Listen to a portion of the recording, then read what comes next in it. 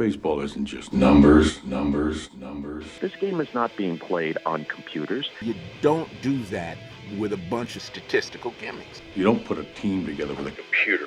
We're talking weighted runs created plus, expected WOBA, his sweet spot rate, defensive runs above average, average exit velocity, barrel rate, xFIP, BABIP, SIERA. We are above replacement radio. And welcome to Above Replacement Radio, where we're talking baseball kind of whenever. I'm your host, Chris Gianta. Over there on the other side of the screen is Daniel Kern. How you doing, Daniel? Chris, I'm doing very well today. It was a very nice weekend of baseball. It was a very nice weekend for both of us. We did some traveling. We did some baseball watching as well. But we got 2 games of each series, of each division series to go over. We've had some twists and turns in each of them. Some have gone as planned. Some have gone not as planned at all. And we got some things to talk about.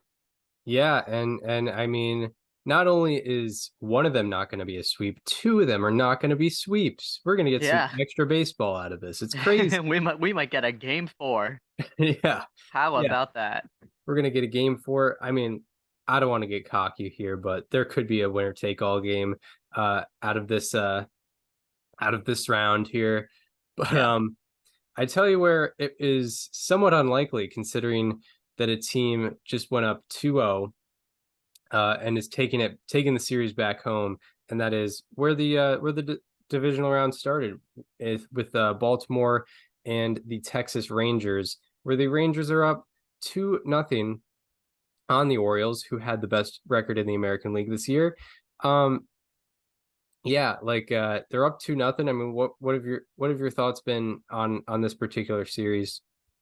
Yeah, unfortunately, I haven't been able to watch too much of it, but I followed when I could, and we're concerned about Baltimore's rotation going into this series, especially paired up with the Rangers offense that had looked really good against Tampa and also looked really good all year round. And game 1 was definitely a little bit more of a pitcher's duel. It was a 3-2 game.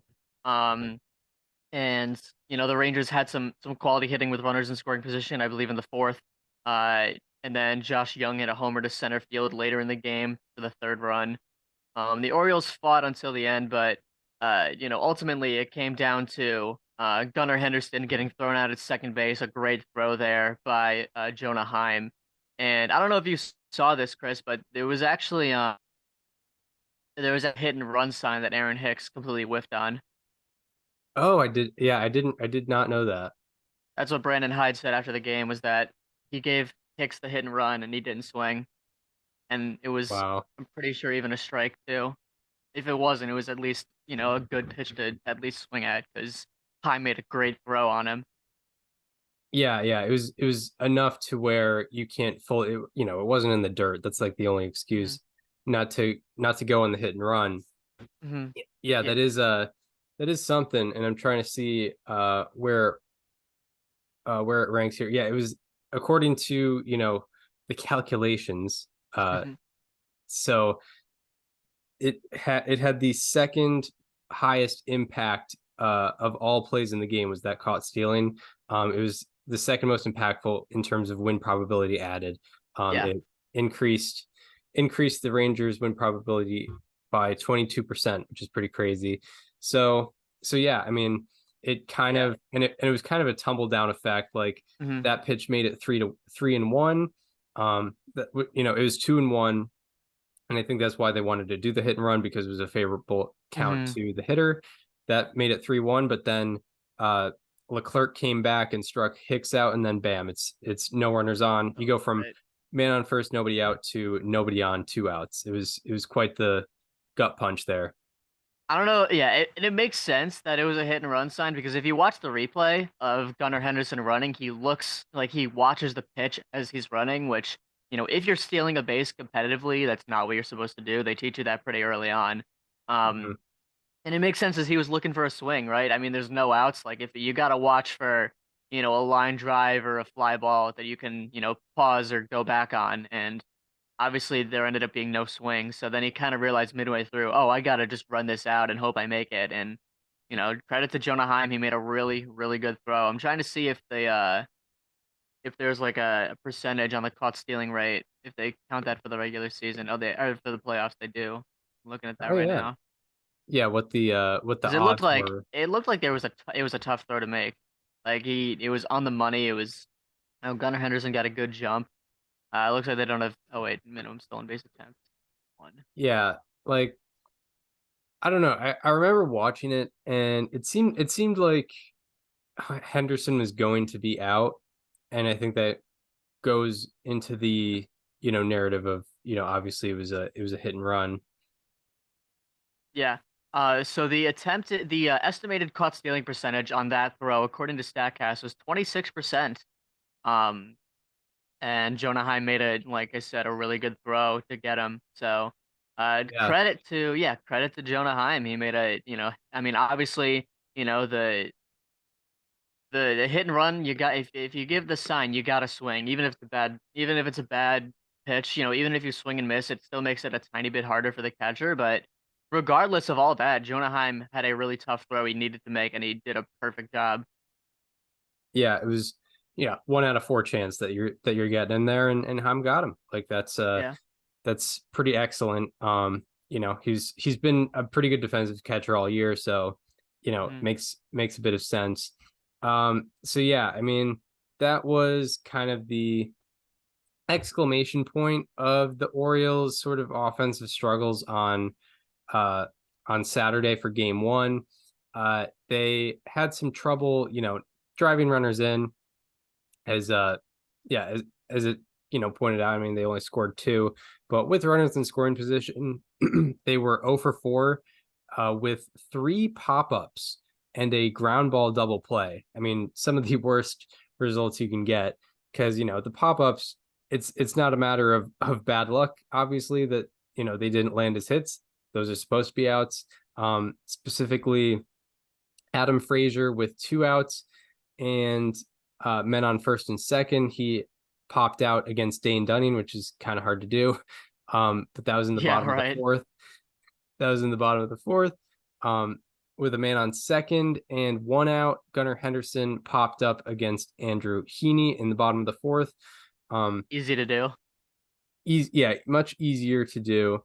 And then I'm trying to find where the other pop fly was here in the game log. But it did happen. There was another one, but yeah, I mean, I think much of playoff games can be decided on who does better with runners in scoring position, and yeah, that's kind of the explainer for what happened on Saturday. Yeah, I mean the Rangers have done a really good job of that, or at least in the first 3 games that they played in the postseason of uh getting inducing the right kind of contact as pitchers, right? Not a lot of, and you saw it there with runners in scoring position. They didn't, uh, 3 pop-ups on a ground ball, with runners in scoring position. That's as good as it gets, basically. I mean, the only thing that's better would have been 4 pop-ups, but yeah, I mean they've done a Well, really nice job of doing that all postseason. yeah, and the ground ball came in a double play opportunity, which Yep. which is fantastic. So yeah, I mean, they really came through. Like, timely pitching has been very good for the Rangers. I mean, not that they needed much timely pitching against the Rays because they were usually up. But they've come through when they've needed to, and that was the biggest detractor for people when predicting against the Rangers was their pitching staff. And Hmm. at least in the first 3 games of the postseason, they've shown to really come through in the big moments. Speaking of a guy you wouldn't expect to really succeed that much, but did, was Andrew Heaney, who he was obviously the Rangers' third option out of the starting rotation because he didn't pitch in the wild card round. He didn't strike out much. He only struck out 1 batter in 3 2/3 innings, but he limited the good kind of contact. Only 1 out of 12 of the batted balls he allowed were both hard hit and in the sweet spot zone, that 8 to 32 degree zone, where hitters hit 590 and slug 1100. That's the sweet spot zone, and he avoided that he avoided that and hard hit balls in those zones. he had an 8% rate of hard hit sweet spot batted balls, whereas the league average this year was 18%.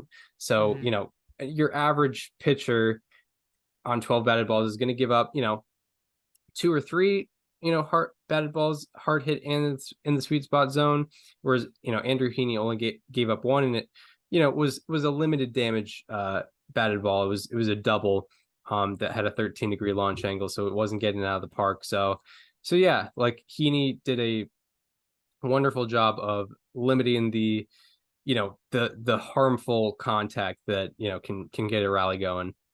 Yeah.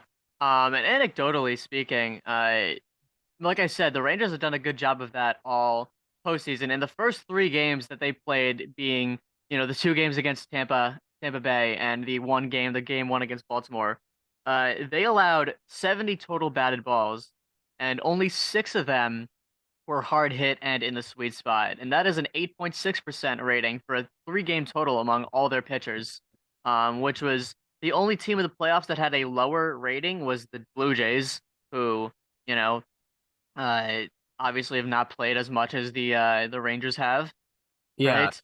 And also one of the 3 they gave up, unfortunately, was a home run, and they did not have the fortune of scoring as many runs as the Rangers did in that first round. So, Yeah. yeah, I mean, the Rangers have arguably had the most effective pitching staff all postseason in terms of getting the right kind of contact. And even if you just if you separate it to just sweet spot percentage, I believe they had a 30% sweet spot rate against um in those first 3 games, which was among the lowest in among all of the playoff teams. And they also had a 32.9% hard hit rate, which was the lowest of all playoff teams. Doesn't matter how many games they played. And obviously game 2 was a bit of a different story, but they still got the job done. Yeah, they got the job done, and they were able to make it so that they had control of the game from the second inning on. Orioles, shut it down in the first inning, leave the Rangers leave them loaded in the top of the first. Then the Orioles score 2 in the bottom of the first, but then there's a 5-run rally by the Rangers to make it 5-2. Yeah, like they the Rangers, they had a little bit of good luck on their side, but only for a couple hits. But really, like just attacked and kept attacking with runners in scoring position to make it a 5-run rally. And then the next inning is a grand slam. Really, really puts things in a good spot for the Rangers. Yeah, I mean, it was 9-2 at one point, right? And the final was 11-8. So Yeah. Orioles did fight back, and even if it's a loss, I feel like that is some kind of momentum that they can go off of going into Texas, because they're going to need it. Obviously, they're down 2-0.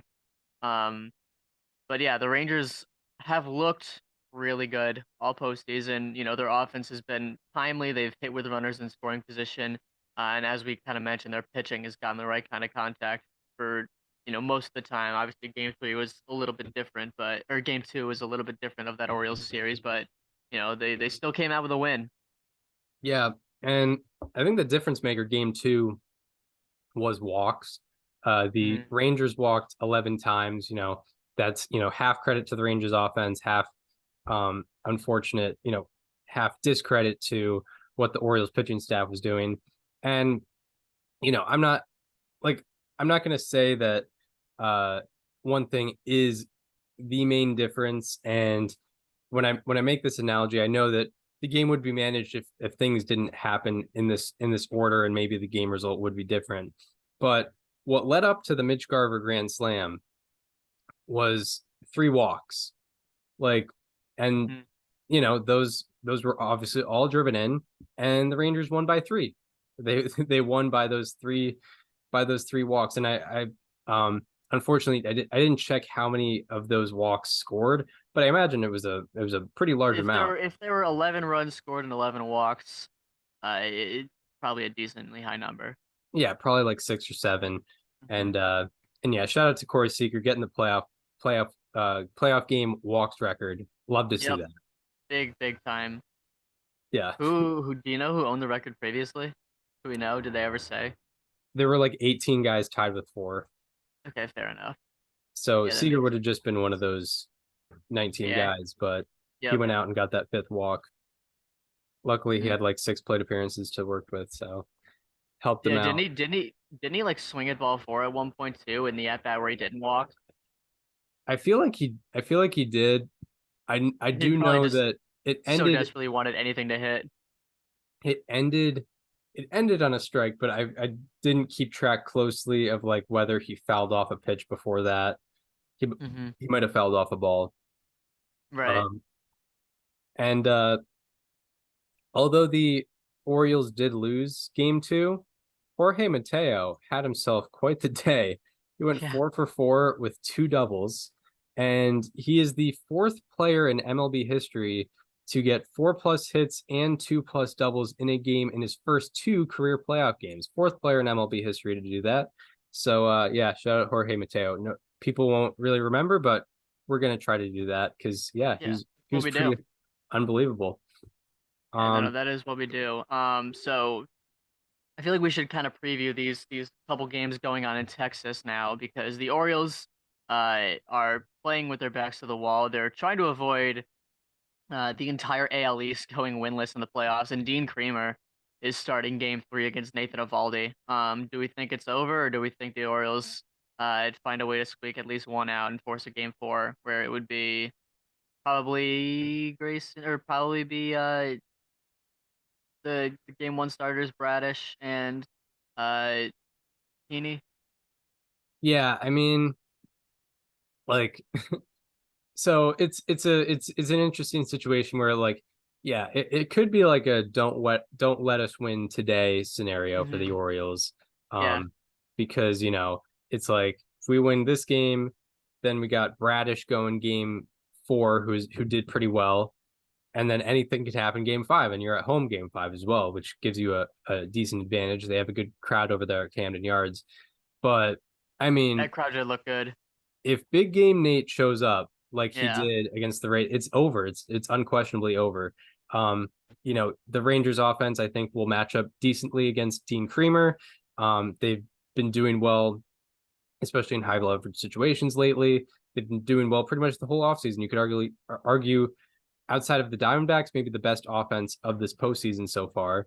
And yeah, like I mean, this is a big starting pitching mismatch. The Rangers are getting their first home game of the playoffs. I think they're going to be psyched up over there. They've Mm-hmm. seen this team go from, a very low of having to face the Rays after, the day before being in the lead in the AL West to winning 4 straight road games. I mean, they're going to be pumped up over there at Globe Life. It's going to be their first playoff game at home at that stadium. Which is something else. So yeah, I mean, I have a hard time thinking that the Orioles are going to win this next game. Yeah.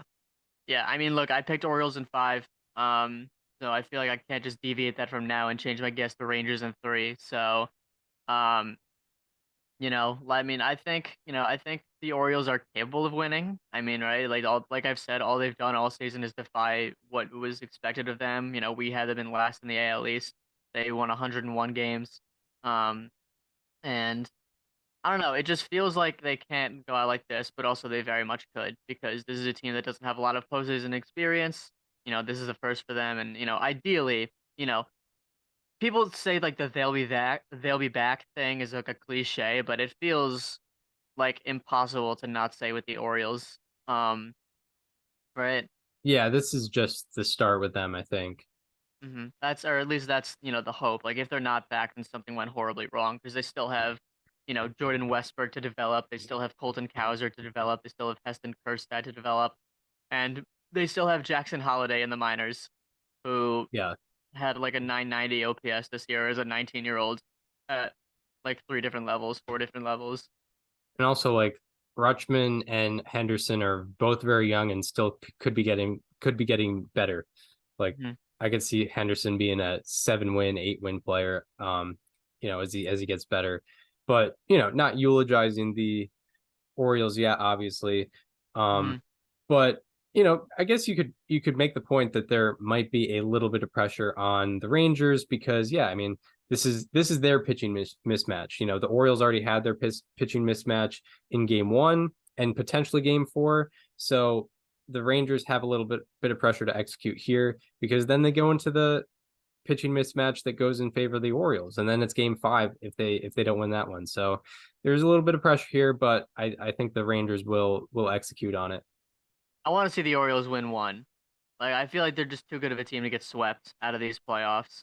But, crazier things have happened, right? Yeah, I want to see 4 game 5s. I think it would be Yeah. I want to see that. Yep.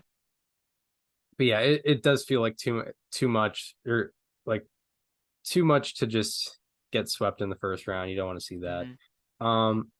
So yeah, now on to the next series. Astros and Twins. I think we would both agree, like, a little surprised right now that we're talking about a 1-1 series tie. It's things haven't gone as disastrous for the Astros as it has for the Orioles and Dodgers, obviously, but I think the Astros are a little disappointed in the results. But game 1, they take it. I my most random prediction comes true. Yeah, Jose that's Altuve. true. First pitch, dude. Yeah. First pitch, 4-seamer up and in, and he takes it to the train tracks. I think the only incorrect prediction there was you said Crawford boxes, and he hit it over the Crawford boxes.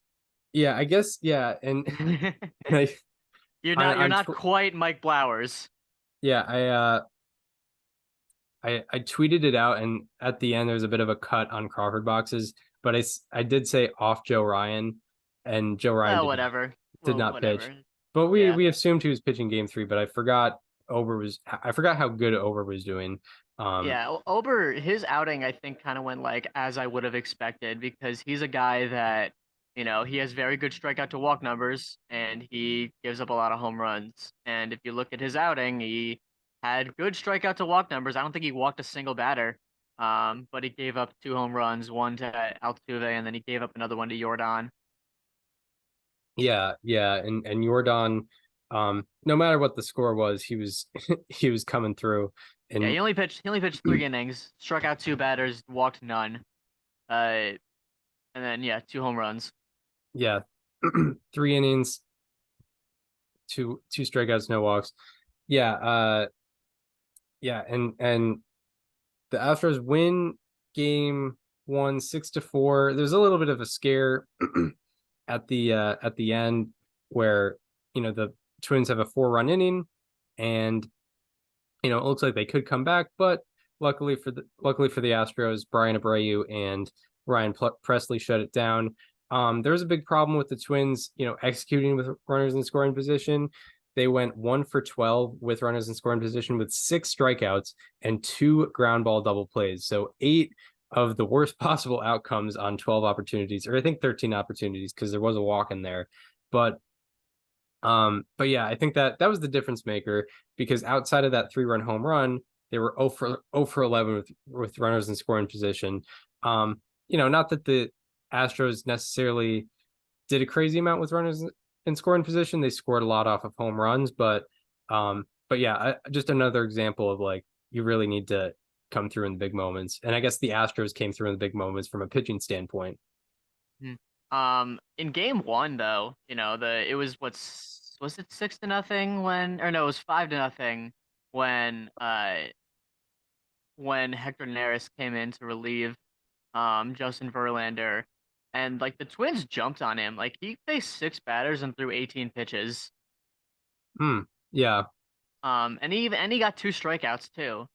So, like, when they were hit, like, because if I'm looking at this pitch, this pitch breakdown here, the first batter he faced was Matt Wallner. He hit him on the second pitch of the at bat, and then Ryan Jeffers hit a first pitch single. So that was automatically 2 on and none out, right? And then he strikes out Willie Castro on actually like quite a few pitches. Strikes out Edward Julian on 3, and then Jorge Polanco hits the home run on the 3rd pitch.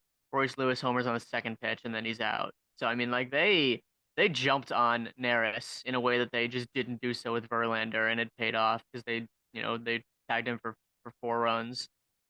Yeah, it was very, very interesting, especially Neris. Like, you feel like Neris, he's high strikeout, high walk kind of guy, so you would expect him to have higher pitch counts, but only 3 pitches per batter faced. Yeah, I mean, And even then, still 2 strikeouts. Still 2 strikeouts. Yeah, it's crazy. Still 27 Ks per 9, actually. Um, Only got yeah, 2 right, outs. exactly. Yeah, 27 strikeouts per 9. Um, so yeah, Verlander, looked pretty good out there. He, he allowed 7 base runners, but never as meant as shown, the Twins did not, execute with runners in scoring position. So he got out with 6 shutout innings, 6 strikeouts. What was interesting to me, like this surprised me that he didn't get more strikeouts. Verlander had a 38% whiff rate on the day. On sliders particularly, it was 11 swings, 8 swings and misses. And on all breaking pitches, he had 12 out of 21 whiffs for a 57% rate. And out of his 32 playoff appearances in the pitch tracking era since 2008, this playoff start had the highest whiff rate on his breaking pitches. So, the old man still got it in the tank, at least with the breaking stuff. And yeah, I mean, it kind of solidified a bit of confidence because he's very up and down in the playoffs sometimes. Yeah, no, but he looked legit. I mean, he looked like the guy that they traded for, um, in that game, right? I mean, 6 shutout innings, 3 walks and 6 strikeouts is, you could ask for less walks, but regardless, how many hits did he give up? Like, not a lot, 4. right? 4 hits, yeah.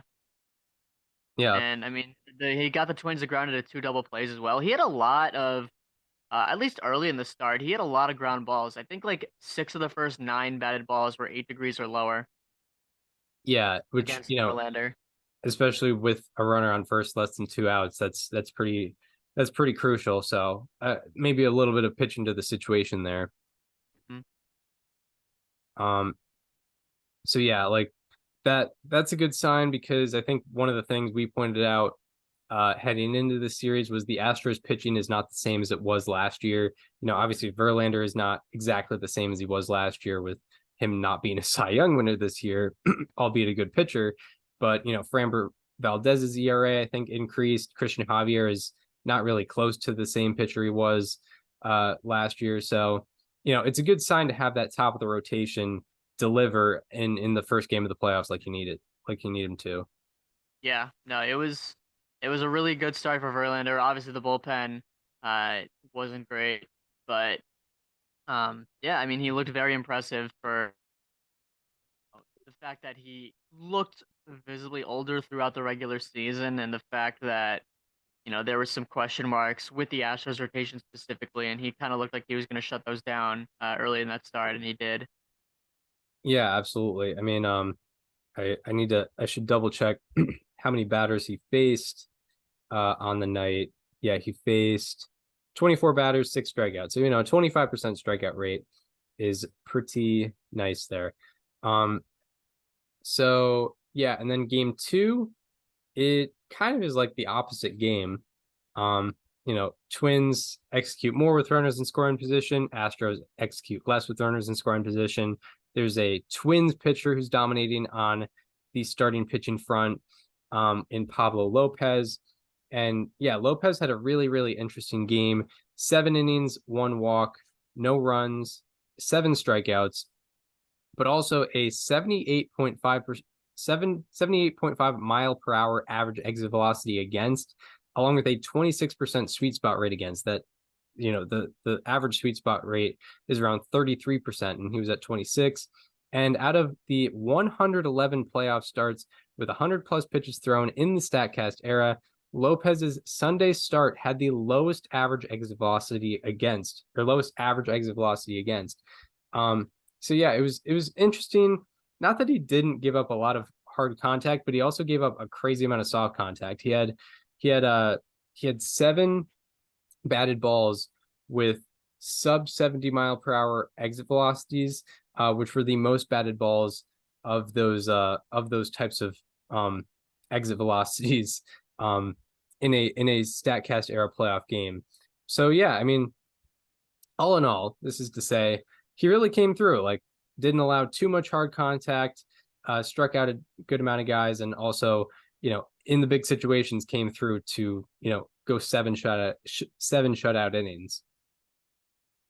Yeah, no, he I wasn't able to watch this game unfortunately, but I looked at the stat sheet and kind of looked back at his outing, and he looked like an ace, right? I mean, he looked like the cliche playoff ace. I think the stat was like he was the third Twins pitcher to go 7 shutout innings in a playoff start behind um or it was like I forget what the stat was, but it was like 7 shutout innings and like X amount of strikeouts in a playoff game behind like Jack Morris and Johan Santana, which are, when you think of Twins playoff aces, those are the two that come to mind. And I'm assuming it's only Twins history because Walter Johnson definitely did that too.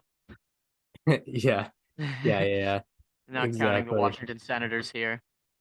Yeah, The no. Senators erasure is very concerning, but I get it. People have their narratives. Yeah, exactly, exactly. Um, They don't want to have the big train in there 16 times. right. Don't want to clog the list up with the Wiser Wonder. Shout out to his Idaho League days. Um yeah, Southern Idaho League or something like that. It was crazy. Um Framber Valdez, I don't have much in the notes here, but unfortunate outing from Framber Valdez, who allows 5 earned runs in 4 1/3 innings pitched, also allows a home run in that, and the Twins just seem to drive runners in better than they did previous game. Hmm. Yeah, no, I mean the offense looked good. And there's one thing in particular that I wanted to hit on that really impressed me with this game in particular for the Twins.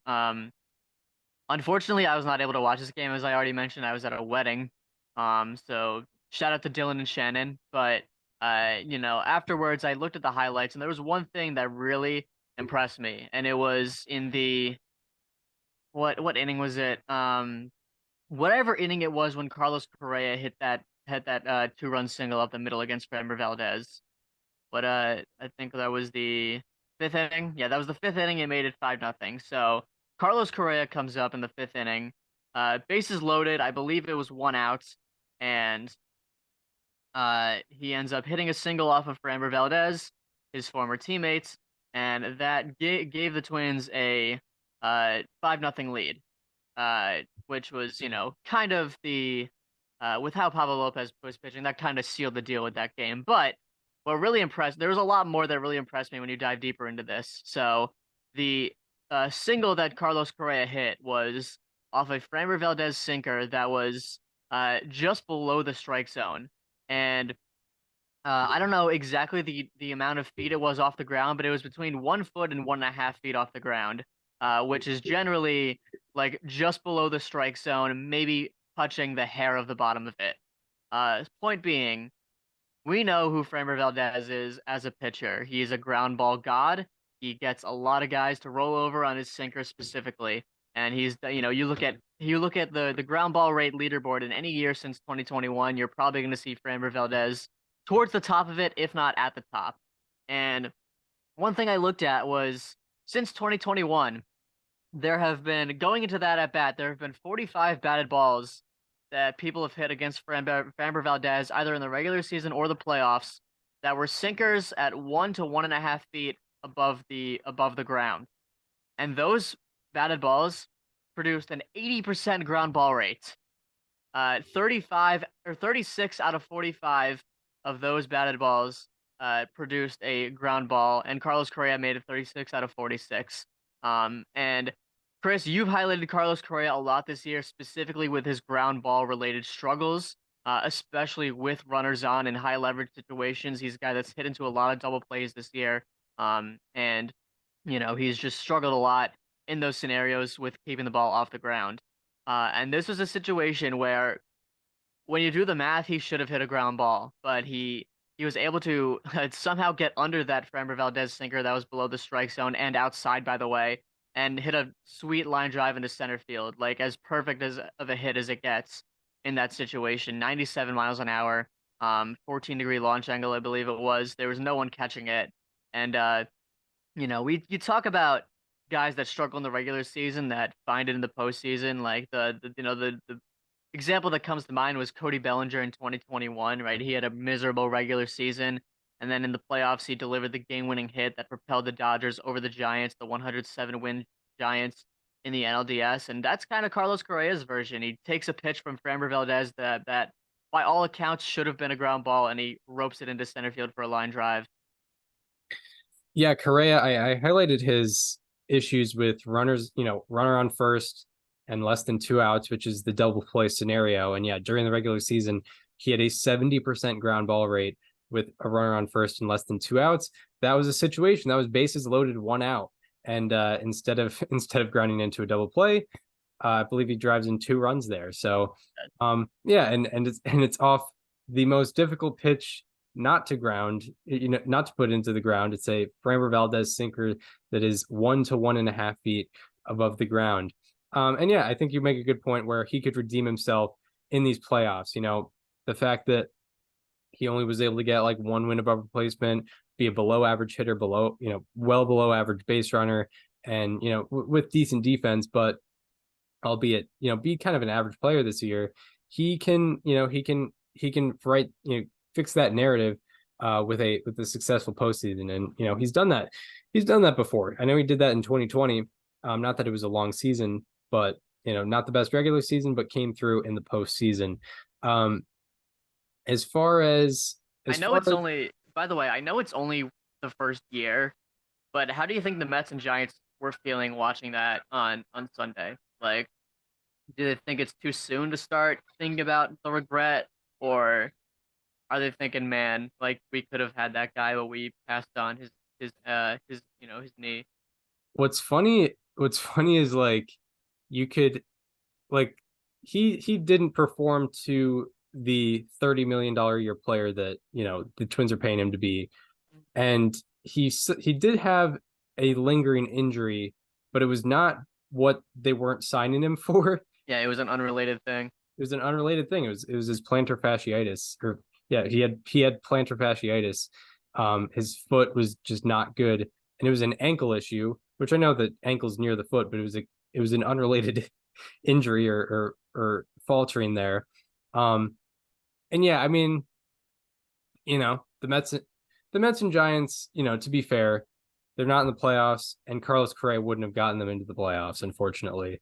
And unless some things magically changed, but yeah, but I mean, it could develop over the next few years. As far as the rest of the series, I mean, how do you view this series differently or similarly to what you did before the series started? Yeah, the Twins look good. I mean, I picked Astros in 4, which is very much still in play. But I don't feel great about it. I feel like the Twins gotta at least take one of these games at Target Field coming up. It's gonna be fun. I'm very excited, obviously, to see what happens. But these look like 2 very evenly matched teams right now. Like Game 1 was attainable for the Twins. Game 2 was less attainable for the Astros, but Pablo Lopez just looked so good out there. The Astros did get to the bullpen a little bit. They scored 2 runs. Jordan homered. They scored another one. Unless it was the Jordan homer a 2-run homer. I forget. I don't think it was. But yeah, the teams look it looks like, other than maybe Phillies Braves, it looks like the most evenly matched series we have going right now. Yeah, right. And yeah, for me, so I put Astros in 4, and not that I'm saying that I should get credit after this, but I think how I look at it now, I think it'll be more like Astros in 5. And let me tell you this is it'll might look a little bit like the Philadelphia series last year for the Astros. They go down 2-1 after Sonny Gray does well against them. Christian Javier doesn't deliver like he did last year. They're down 2-1 on the road in a pretty hectic road environment. Justin Verlander comes in like he did in Game 5 in Philadelphia, has himself a good game, does enough to win that game and bring it back to Houston, where Framber Valdez comes in, does very well, like he did in Game 6 against Philadelphia, except it's Game 5 against Minnesota. That's my prediction. I think the Astros will take it in 5 now, but if they take it in 4, I should also still get credit for that. But either way, And also, I think the Twins are going to win it in 4, and also I think the Twins are going to win it in 5. So if Yeah. any of those happen, you can credit me. Exactly. So either it's potentially, pre-series Chris is correct, or mid-series Chris is correct, or neither, Or the Twins win. or the Twins win, or the Twins win. But that's my vision of it right now. I mean, I feel like either the Astros could also just win game 3 and 5, and then you're just completely wrong on everything. Oh yeah, that's true. Yeah, I could be wrong. They could win Um, tonight, lose tomorrow, and then take it in 5. yeah, right. Well, we'll have to stay tuned for it. Yeah. We'll see. But I just had that visualization You of saw like, the script. yeah, because it's like this has happened before. And Mhm. if the Twins win game 3, it's going right into the vision. There. All right. Yeah, I mean, I will say I don't love the matchup of Christian Javier facing the Twins lineup right now. He's a guy that gives up a lot of fly balls, a lot of pop-ups, yes, but it's a matter of Kenny, like when players hit in the air against Christian Javier tonight, which they will, are they pop-ups, are they fly balls? Is he getting the ball in the air enough? Because he's been giving up a lot of loud contact all year, that have been turning into home runs. His home run rate has gone up pretty drastically this year, and this is a Twins lineup that hits a lot of homers. Um, and obviously the key to winning in the postseason, as we've seen, is hitting as many homers. I mean, look at that. Look at the Braves Phillies game from last night. The team that had 4 hits defeated the team with 9 hits Yeah, because exactly. they hit 2 2-run homers. Exactly. Um, so yeah, anything more before we move on to that series, Braves No, Phillies? no. So yeah, Braves and Phillies are tied. I was prepared to come in disappointed that the series was not living up to the hype, but Mhm. but It is then absolutely doing that. it absolutely did that. Braves came back from 4-0, from down 4-0 yesterday, but that first game of the series should be talked about as well, where yeah, I mean, Braves came up short a little bit. That's their pitching mismatch, is Strider versus Suarez, and Suarez and the Phillies won pretty handily with a 3-0 victory. But Ranger Suarez was producing very, very good results for himself. He had 8 batted balls against him. First of all, 3 2/3 innings, no runs, 4 strikeouts, 1 walk, 8 And 1 batted hit, I balls. believe, right? Yeah, 8 batted balls against him. None of them hard hit. None of them with 500 plus expected batting averages, which is 50% hit probability or higher. He had none of those, and then 19% of his pitches were in the heart of the zone. That's something you want to avoid if you're a pitcher. That's more middle of the strike zone. The 2023 league regular season average was 26%, and Suarez was at 19%. So he was living more on the edges and trying to get chase pitches as well. So yeah, I mean, what have your thoughts been? What were your thoughts on game 1 in general?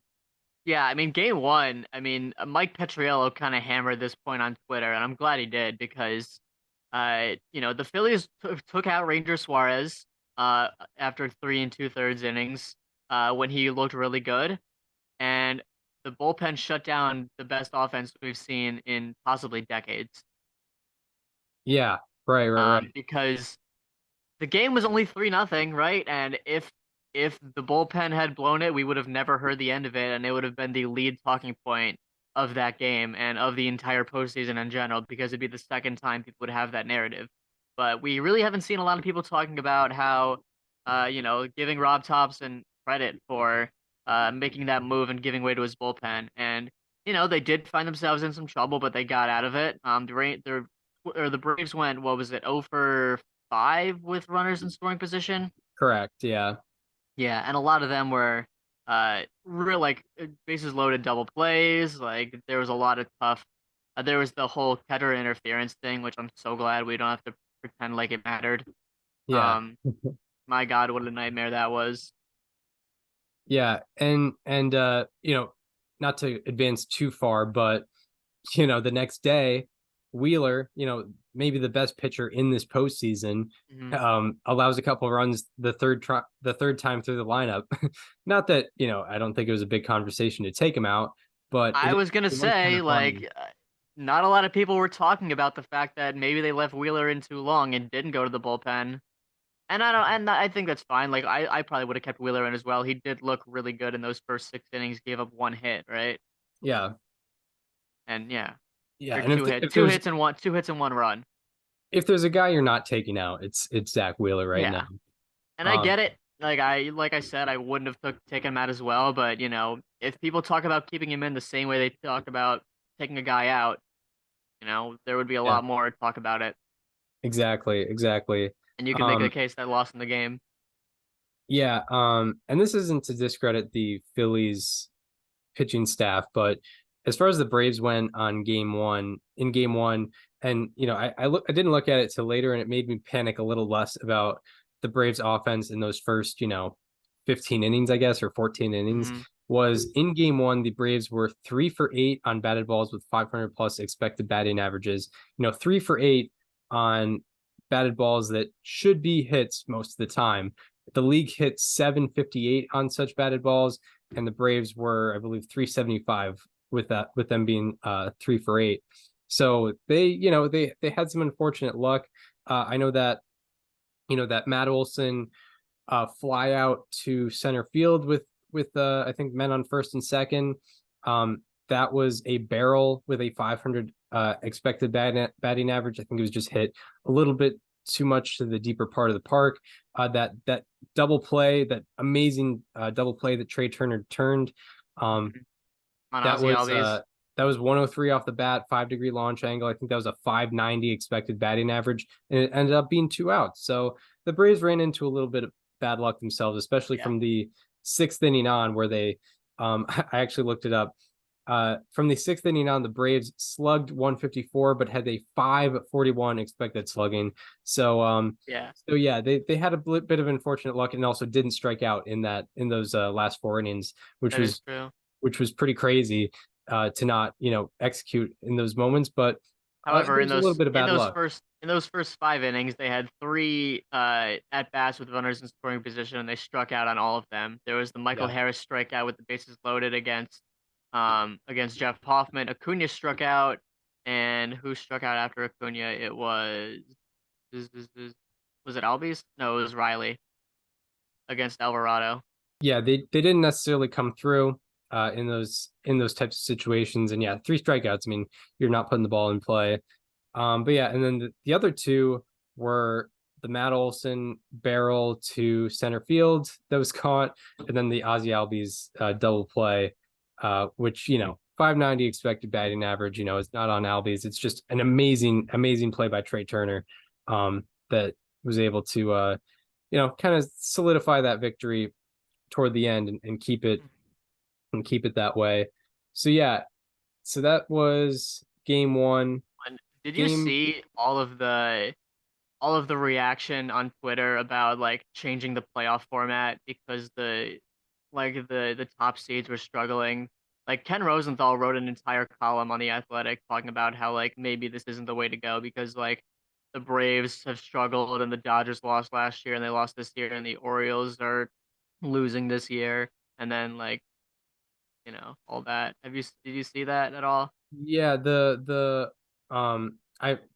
I meant to read Ken Rosenthal's column, but things got in the way. But as far as I think you made a good point last year when we were having this exact conversation, and you said as far as this format versus the last format that we had, which was the 2 wild card games, and then the division series after was some teams started their division series on Thursday, but some teams also started it Friday, which was 4 days of rest, and now they're starting it on Saturday, which is 5 days of rest, is 1 more day of rest for these teams. So I mean, looking at the results, I understand how you can draw those conclusions, sort of, because last year the Dodgers lost, they're losing right now. Also, yeah, Braves lost. Yankees also struggled to, kind of struggled, but also against the won game Guardians. one. Um, And then there's the Astros. then there's the Astros. Those who have no problem. I think game 2 of the Phillies Braves series, we could officially like put that narrative to rest. Yeah, Even if the Phillies end up winning in 4, like they won a tough game in game 2. yeah, yeah, for sure. And in Not only game that, but one, they won a game that they theoretically should have lost. Like they were losing 4-0. yeah, and even game one, they ran into a little bit of bad batted ball luck. Mm-hmm. Also, it wasn't like their offense was completely dead. They didn't strike out from the sixth inning on, so it was a little bit of unfortunate luck. But yeah, like I'm hoping we can put that narrative to rest because I don't want people campaigning for a new playoff format. This seems to work all right, but Yeah, the only thing that could be better right now is the wild card series yeah, because we need more. We definitely need more competitiveness there, and we just haven't seen it in the 3 years that they've done it between 2020, 22, and 23. yeah, it's unfortunate, very unfortunate. But yeah, with game two, uh, Phillies go up. Max Fried has sort of a rough outing, unfortunately for him, back to back rough playoff outings for him in his career, and then yeah, the Philly or the Braves kind of start to come back. There was a big play for them to score that first run, and I don't think a lot of people are talking about it. Was I think Ozzy Albies hits one into right field. Acuna goes first to third. Castellanos, not at the quickest rate, throws it in.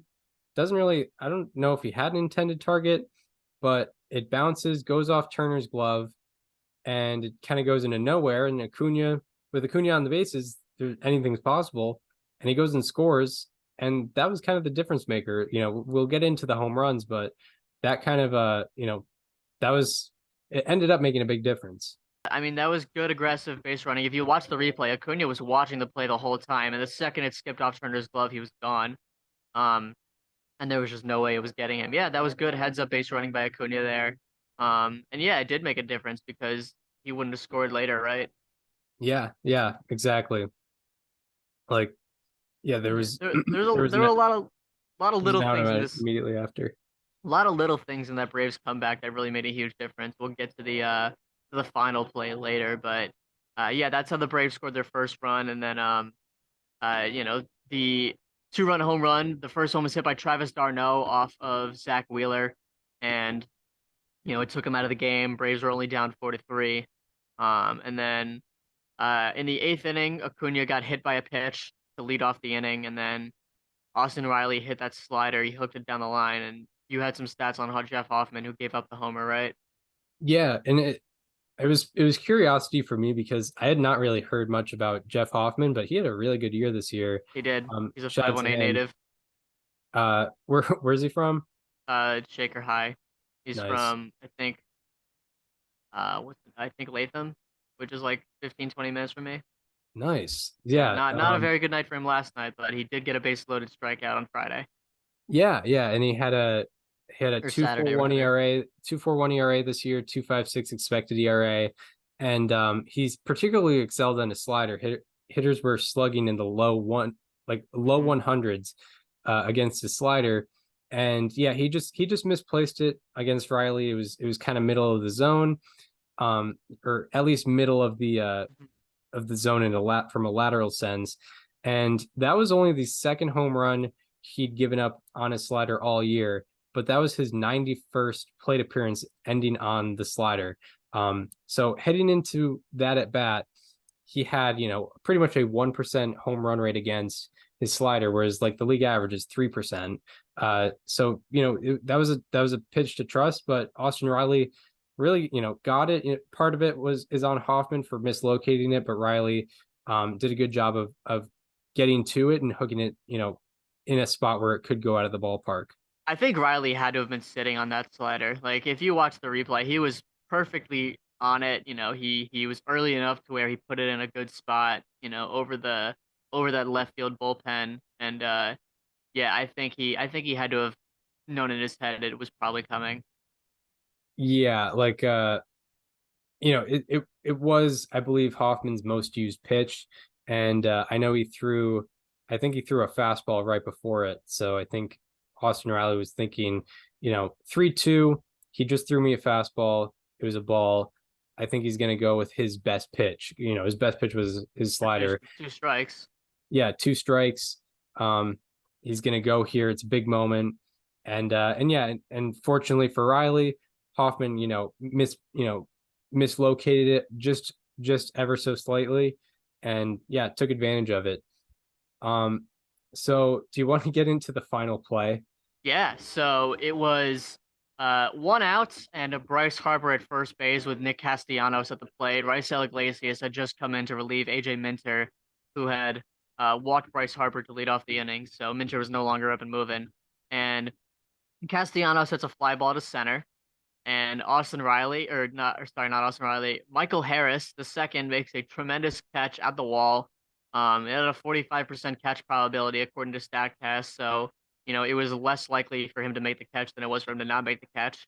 And he comes down with it, throws it back in, and they double up Bryce Harper. But the real MVP, the unsung hero of this play was Austin Riley, who hit that homer because the throw skipped past Ozzy Albies and Orlando Arcia at the middle infield, and Riley was right there to back up the throw, and he made a really nice throw over to Matt Olson to get Harper for the final out. He kind of like sidearm shoveled it over there. And I saw a tweet from a baseball coach on Twitter last night that kind of perfectly put it, where backing up is not a skill, it's a choice. And Austin Riley made that choice, and it ultimately won the game. Won the Braves the game right there. Yeah, it seemed like he knew that throw was coming in that direction. He came across it, cut the ball path off, and made a good throw. Like he was moving. It was almost like Arenado-esque, like that moving throw toward the base. And yeah, I mean it was a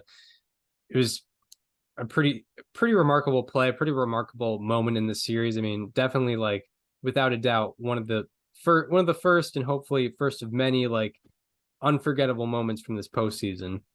Yeah. I mean, that right now, that's easily game of the year with the the late comeback from the Braves, the great play to finish it off. I hope the Riley play gets the same kind of praise that the Jeter flip play gets, because it's the same kind of heads up high IQ fielding play that ended up saving a run, or not saving a run, but saving a large portion of the game late in it. And it took, and I don't blame Bryce Harper for going as far as he did on that uh on that hit, because in his mind he's scoring from first and tying the game up. And it took 2 really good plays to get him, which in a more likely scenario, he's either still on first or he's in the dugout because he scored.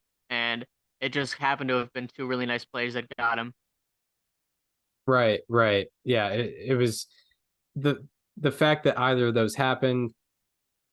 Yeah, it's hard to predict something like that going down. Yeah. So yeah, like, I mean, yeah, that's just the Braves coming through in big moments, which they didn't do the previous night.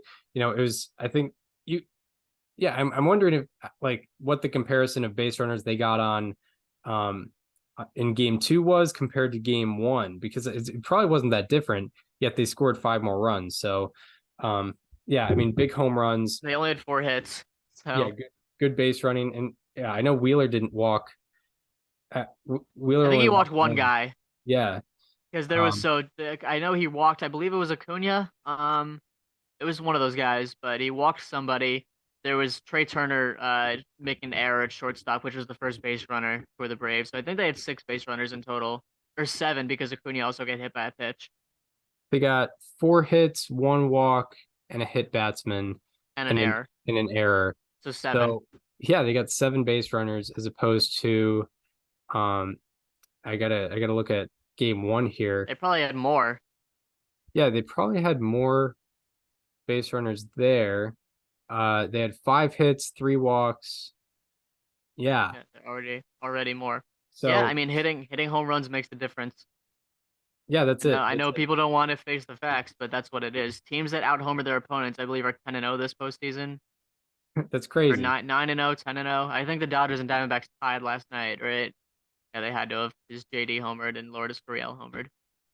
Right. Yeah. Yeah, so I think it's 9-0. Yeah. It's big because it can you can have less base runners than you did the day before and score 5 more runs. You can also have less than half the number of hits as your opponent and still win. Yeah. Yeah. Exactly. Anything more before we get into Dodgers Diamondbacks? Now let's talk about this series because, oh my goodness, did I fall into the trap?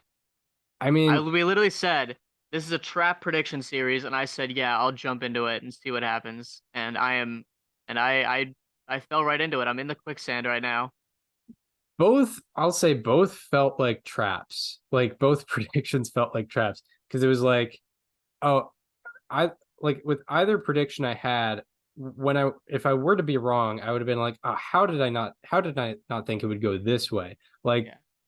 with the Dodgers losing right now, I'd be like, if they were gonna come through in this postseason series, like they they squander like a lot of the postseason series that they have.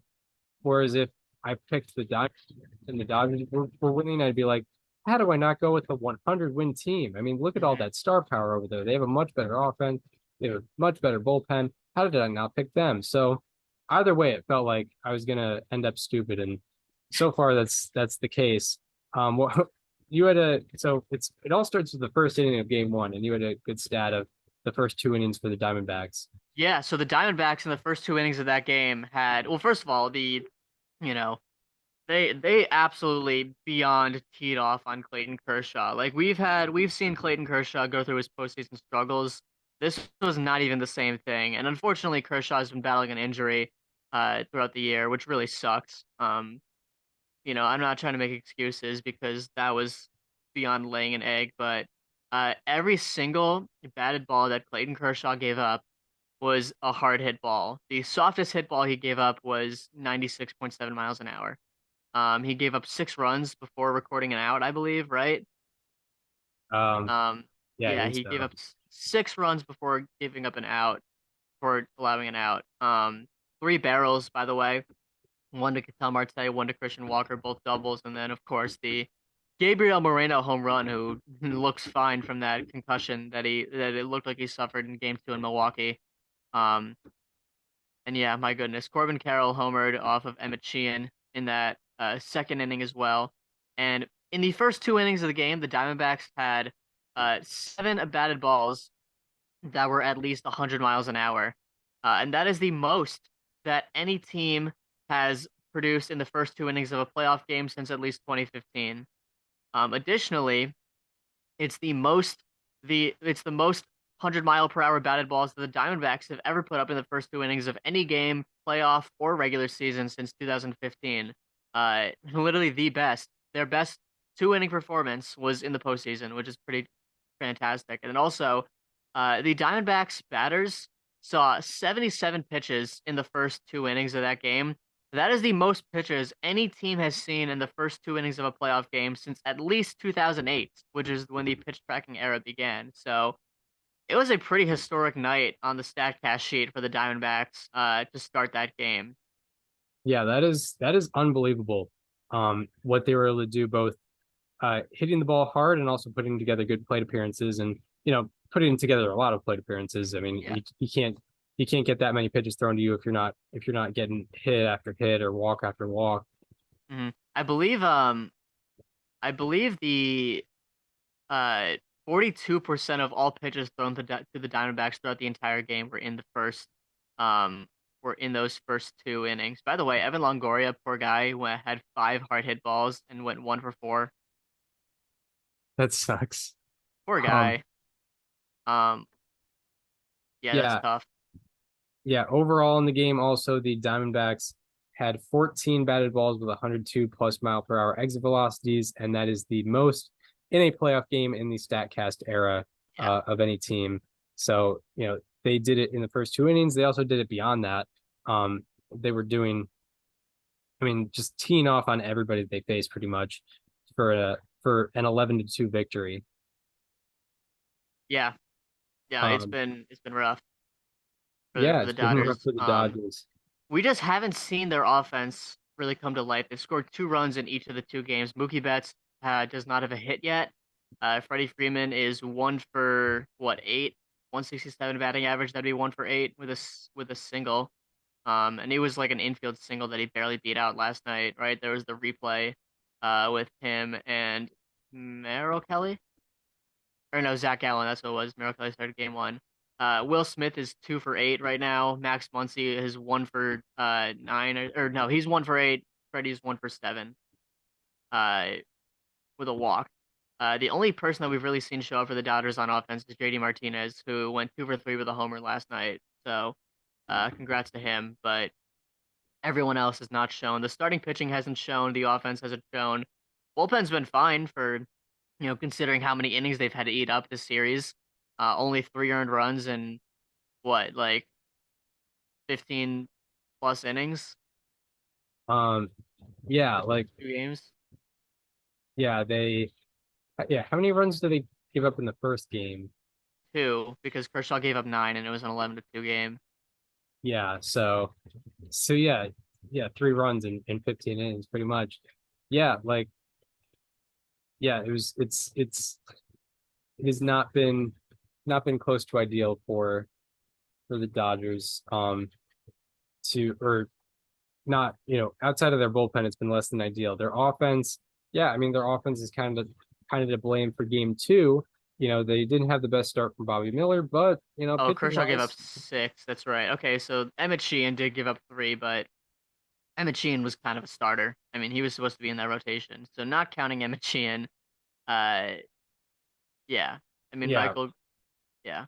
yeah, Sheehan was in one They inning gave anyway. up 2 runs from innings 4 or 5 through, 4 through 9. Actually, 3 through 9, because Emmett Sheehan gave up 3 in that second inning.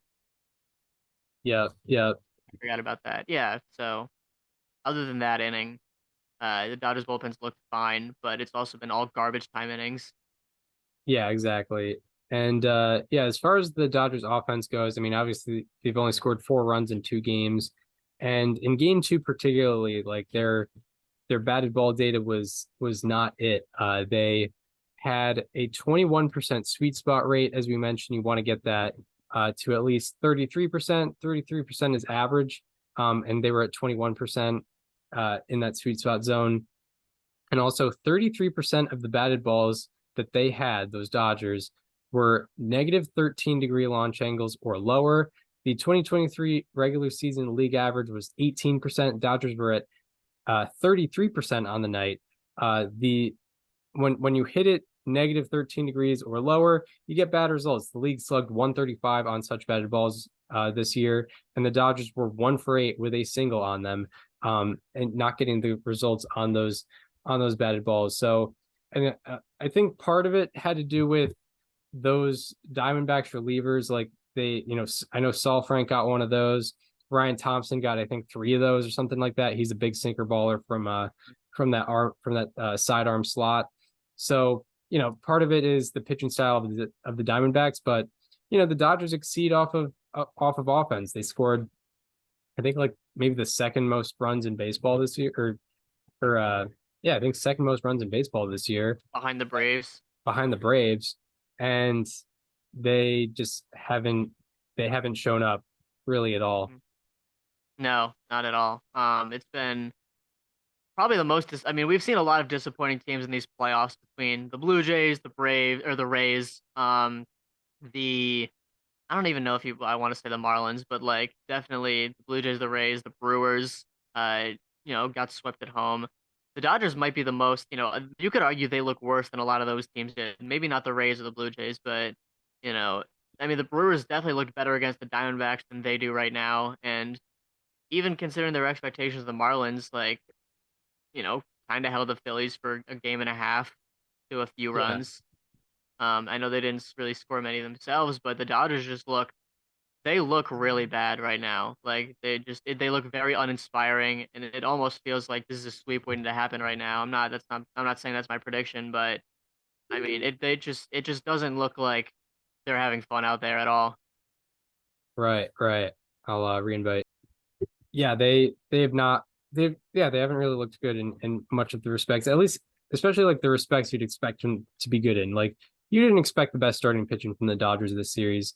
And that's been, almost exaggerated by example in this one where they've gotten two guys that haven't been able to get, past like the third inning.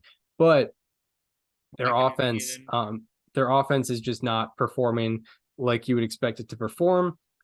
Also, I didn't realize before before the show they have like I mentioned they had a 21% sweet spot rate in game two. Overall in the series, they have a 19% sweet spot rate. That is overwhelmingly the lowest out of all 12 playoff teams thus far this postseason. So, yeah, I mean, they got to get it together. They obviously got to get it together quick. Nothing will really surprise me on the result of the series. If they take it in five, I'm not really surprised. But No, I wouldn't be surprised either. if they lose this next game, I'm also not surprised. So, yeah, like I can't really take a firm stance on where I see the series going right now. If the Dodgers lose to the Diamondbacks and Padres in the NLDS in back-to-back years, are we just calling Shohei automatic? That is Like, because something drastic has to happen if they're losing in the first round to a division rival in 2 straight years. I don't think they're going to fire Dave Roberts. I don't think they're going to fire Andrew Friedman. Some major overhaul is going to be made, and it might just be we can't let Shohei Ohtani slip. Like we have to do it. And I know that there's a lot of question marks right now with the fact that he's not pitching for a year, with the fact that he might not be hitting for some of next year. But I mean, something's got to happen, right? And I mean, I know that like a lot of just tough things have come the Dodgers' way this year, especially with the rotation, because you know if you ask Andrew Friedman in like June who was going to be in his playoff rotation, he's probably thinking some degree of Kershaw, of Dustin May, of Tony Gonsolin, of Julio Urias, and then maybe Walker Bueller. And obviously, a lot of that didn't go to plan. Obviously, Urias, the less said about that, the better. You can blame the Dodgers for it. You can blame Urias for it, but that obviously is an off the field issue that ultimately, a lot of people probably didn't foresee in June or July or whenever it happened. Gonsolin got Tommy John surgery. May got his second Tommy John surgery. And they tried to get Eduardo Rodriguez at the deadline, and obviously, he waived his no trade clause, or he not waived his no trade clause, but he declined the option to go there. Um, and some of it is tough luck, some of it is the fact that maybe they just didn't supply the team with a good enough rotation to compete in October. Um, but I think something's going to happen this offseason, big if they lose this series. Yeah, and it seemed like they were kind of saving up for him. They I didn't mean, really have they a had Noah Syndergaard start the third game of the year. yeah, like they I didn't mean, have let's be for real. they didn't have a very productive offseason most recently. Usually they have a great offseason, but this was not the case. They lost Trey Turner, Justin Turner, and Tyler Anderson as well, who was, let's not forget, very good for them last year. So and then they didn't really supplement that talent well enough, which is why, I kind of went with the Padres for the NL West and why I thought they were going to win. Luckily for the Dodgers, they won that division handily. But yeah, I don't know if it's a thing where like this roster is constructed for the regular season and not the postseason. That seems kind of like a false notion, but still, like, how can you really argue? Like, it's hard to argue against it when they've lost 5 straight postseason games, and some of them just like game one was not really competitive at all. Yeah, like it's hard not to think about what's going on with them in the postseason right now. Yeah. Let's talk about let's show the Diamondbacks some love for a second, because I don't want to make this entire conversation revolving around the Dodgers being bad, because the Diamondbacks have looked really, really impressive this postseason. Like I was worried about that offense, and it looks good. Like they're hitting for power, they're hitting for contact. Like Corbin Carroll looks like a stud in these postseason games. I think he has like a 1600 OPS through 4 games. He's hit 2 home runs, both of them just mammoth shots. Gabriel Moreno uh looks like, I think I saw someone on Twitter say he's got to be the best like 104 OPS plus hitter of all time right now, because he looks like a legitimate threat at the plate. The rotation, the bullpen has looked excellent. I mean, like Paul Sewald has been a lockdown closer. They've had guys come in and get big outs, whether it's Kevin Ginkel, whether it's Andrew Saalfrank, Brian Thompson. Like everyone has been a reliable, guy for them in these playoffs. Yeah, no, much credit to the Diamondbacks, should be thrown their way. Like, they look like they're potentially a threat in the NL West, from for the next few years here. And yeah, they're just showing it. Like as you mentioned, that bullpen coming through in big moments, like guys like Thompson and Saalfrank are getting, good ground balls when the moment, needs them to. And that bullpen, I didn't have high expectations for heading into this postseason, and they're showing me why I'm wrong. They're playing they're pitching excellent, and I think they've only given up 2 runs so far in the postseason.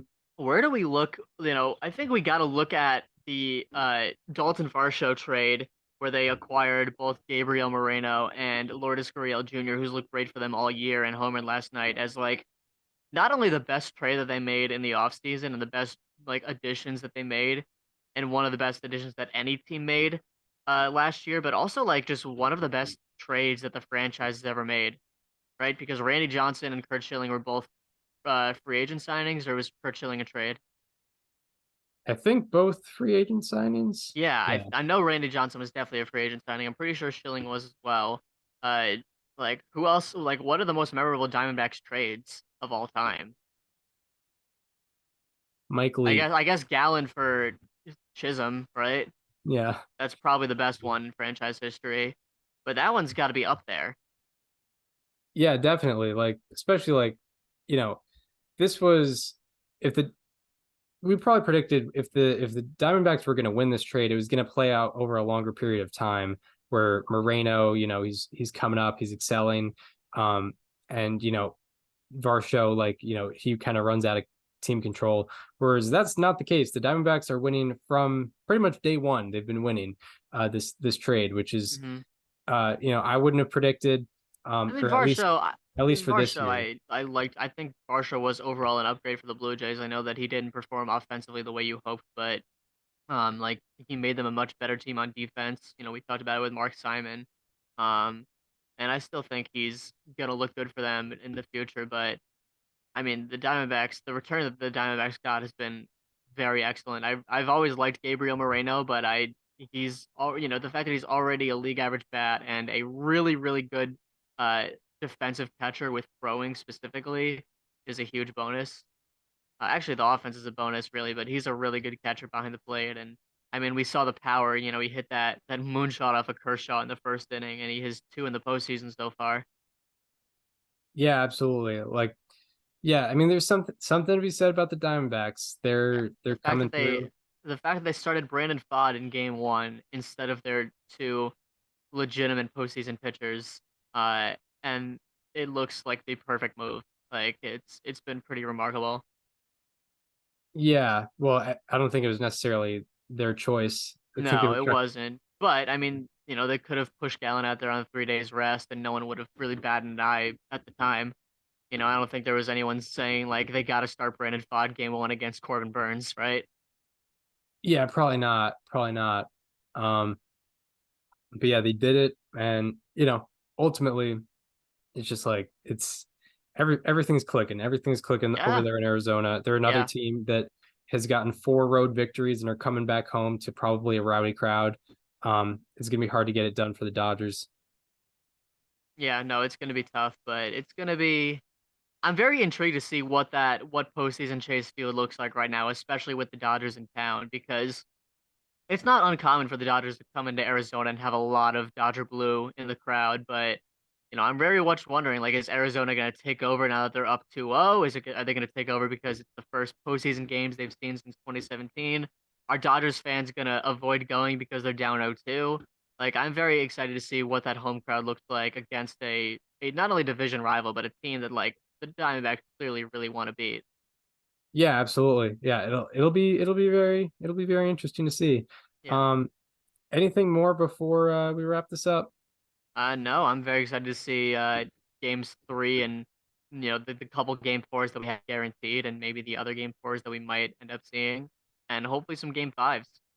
Yeah, hoping for a winner take all, because Yes. we've only had 2 since the 2021 NLDS. So we'd love Right. to have more of them.